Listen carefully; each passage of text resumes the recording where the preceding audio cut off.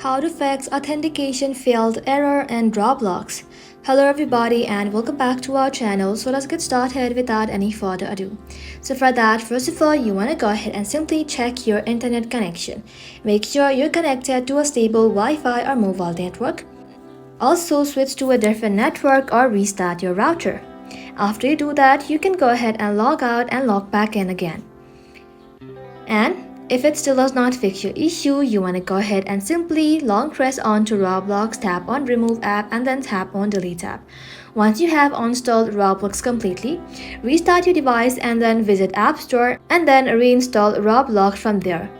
And just like so, you want to go ahead and simply open any browser in your mobile device and then simply search for status.roblox.com.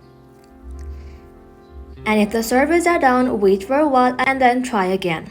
After you do that, you want to make sure that your Roblox is up to date.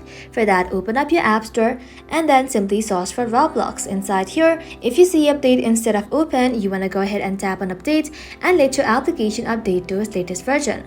And once you have followed all the steps, you will then be able to fix your issue. And that ends the video, guys. Thank you all for watching the video till the very end and stay tuned until our next upload.